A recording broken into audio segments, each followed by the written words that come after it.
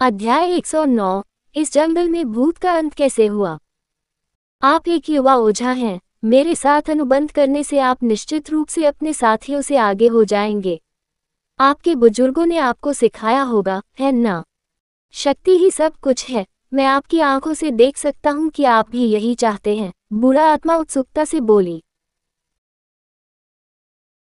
हमें अब और समय बर्बाद नहीं करना चाहिए और जल्दी से एक समाधान तैयार करना चाहिए। क्या मैं आपके साथ अनुबंध क्यों करूंगा?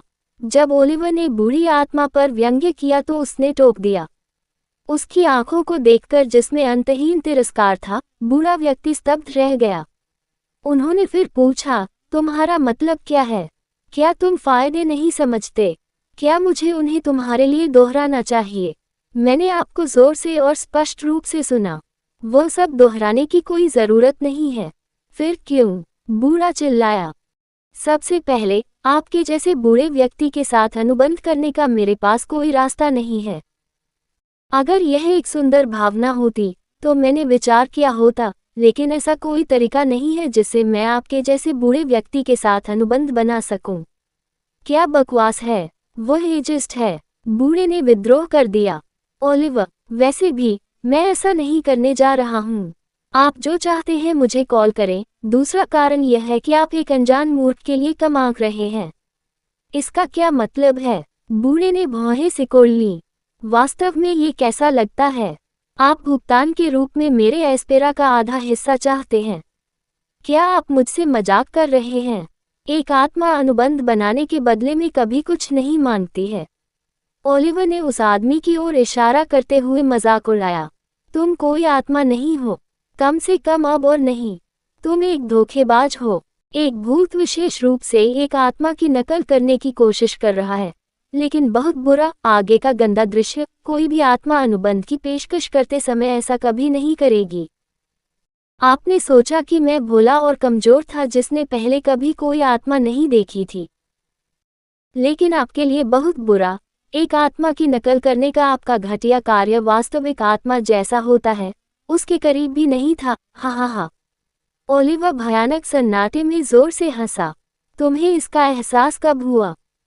बूढ़े व्यक्ति ने धीमी आवाज में पूछा, क्योंकि पीछे का दृश्य धीरे धीरे टिमटिमा रहा था। हम्फ, जिस क्षण तुमने मेरे भीतर तथाकथित महान शक्ति को महसूस किया। मैं अपने साथियों में सबसे कमजोर व्यक्ति हूँ। मुझे नहीं पता कि तुम्हारे जैसा राक्षसी प्राणी इस जंगल में कैसे आया, लेकिन तुमने इस जगह को इस तरह निशाना बनाकर बहुत बड़ी गलती की। तुम्हारी कब्र होगी। ओलिवर के अहंकारपूर्ण शब्दों को सुनकर बूढ़ा भूत धीरे धीरे क्रोधित हो गया। बूढ़े भूत की आंखें फिर से याद करने लगी कि कैसे वह इस शापित जंगल में पहुंच गया था। बूढ़ा भूत वास्तव में कोई गंदा छोटा भूत नहीं था, बल्कि एक शक्तिशाली राक्षसी भूत था।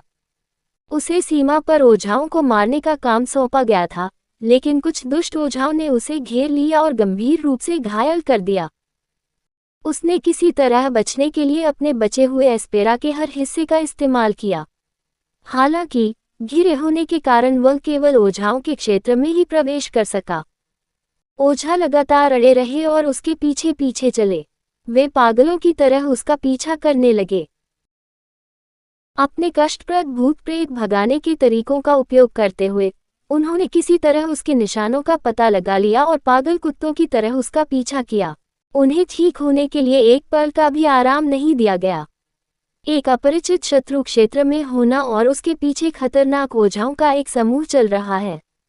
उसे जान बचाकर भागने का मौका दिया गया। वह, जो प्रतिदिन नाश्ते में 2 ओझाओं को खाता था, अब उन्हीं ओझाओं द्वारा उसका शिकार किया जा रहा था और वह शक्तिहीन था। यदि वो उनसे मुकाबला करना चाहता था या मानव नामक कीड़ों से ग्रस्त इस जगह से भागना चाहता था, तो उसे अपने एस्पेरा में से कुछ को पुनः प्राप्त करने की आवश्यकता थी। लगातार इधर उधर भागते रहने के कारण उसे किसी तरह ऊंचे प्राचीन वृक्षों वाला यह समृद्ध और घना जंगल मिल गया। वह बिना ज्यादा सोचे समझे अंदर दाखिल हो गया। इसलिए नहीं कि यह छिपने के लिए एक अच्छी जगह थी, बल्कि इसलिए कि उसे इस जंगल के अंदर वास्तविक आत्माओं की उपस्थिति की गंध आ रही थी। यदि वह किसी तरह एक को अपने हाथ में ले सके और उसे खा सके, तो न केवल वह वापस अपने चरम पर पहुंच जाएगा, बल्कि उसे सफलता भी मिल सकती है। स्पिरिट्स उसके जैसे राक्षसों के लिए सबसे अच्छे पोषण में से एक थे। हालांकि जब वह जंगल के अंदर उस स्थान पर पहुंचा जहां से गंध आ रही थी, तो उसे ये देखकर निराशा हुई कि आत्मा एक प्राचीन मूर्ति के पीछे बंद थी और मूर्ति को एक अजीब सरली प्रतिबंध द्वारा संरक्षित किया गया था कि पास में अशुभ एस्पेरा के कारण वह उस तक पहुंचने की हिम्मत नहीं कर रहा था। अगर वह एस्पेरा को समझने और अंदर तोड़ने की कोशिश करना चाहता था तो उसे एक भौतिक शरीर की आवश्यकता थी। उसके लिए उसके पास एक शरीर होना था। लेकिन उसे इस स्थान पर एक मानव शरीर भी कैसे मिल सकता है? इस बात का जिक्र नहीं है कि वह उस समय अपने कमजोर एस्पेरा को देखते हुए मानव को कैसे नियंत्रित करेगा, जो अभी भी ठीक हो रहा था। तभी उसे जंगल के प्रवेश द्वार के पास कई शक्तिशाली लोगों की मौजूदगी का एहसास हुआ। उसने शाप दिया क्योंकि उसे डर था कि उसके पीछा करने वाले उसे ढूंढ चुके हैं और यहाँ पहुँच गए हैं। लेकिन करीब से देखने पर ये लोग अलग थे। वह उनकी आभा से बता सकता था। वे बूढ़े इंसानों का एक झुंड थे जिनके साथ कुछ बच्चे भी थे।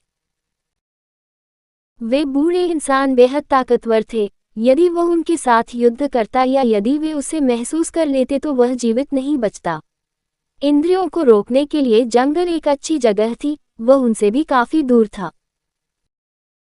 अपने जैसे भूतों के लिए विशेष एक अच्छी छुपाने की तकनीक का उपयोग करके वह कुछ समय के लिए खुद को उनकी इंद्रियों से छिपाने में सक्षम था। उन्होंने बच्चों पर नजर डाली और उन्हें स्वीकार करना पड़ा कि उनमें से स्वादिष्ट खुशबू आ रही थी। उन्हें महसूस करते ही उसके मुंह से लार टपकने लगी।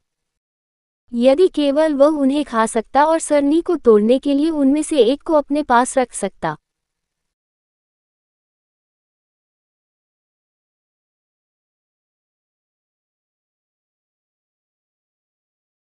मूर्ति के अंदर की आत्मा सुप्त थी, वह इसका आसानी से उपभोग कर सकता था। उसके बाद वह न केवल उन पीछा करने वालों को मार डालेगा बल्कि इस जंगल और इसके संसाधनों को भी खा जाएगा। लेकिन वे बच्चे लगातार उन बूढ़े शक्तिशाली मनुष्यों की निगरानी में थे। यदि वे उसे महसूस करते और उसे झाड़ फूंक करते तो उसने उनके पास जाने की हिम्मत नहीं की। कुछ समय के लिए वह केवल धैर्यपूर्वक उनके अलग होने का इंतजार कर सकता था और बाद में उनमें से एक को अपने पास रखने का मौका ढूंढ सकता था। जब वह प्रतीक्षा कर रहा था, उसने देखा कि वे आपस में मिल रहे थे और लड़ रहे थे। इन बचकानी लड़ाइयों को देखकर वह तिरस्कार महसूस किए बिना नहीं रह सका। ये मानव बच्चे उनके शक्तिशाली खून वाले राक्षसी युवाओं के सामने कुछ भी नहीं थे। वे आसानी से कुछ मुक्कों से उन्हें मार सकते थे। वह धैर्यपूर्वक प्रतीक्षा करता रहा जब वे एक एक करके अपना सामान खत्म कर रहे थे। कहानी खत्म। अलविदा।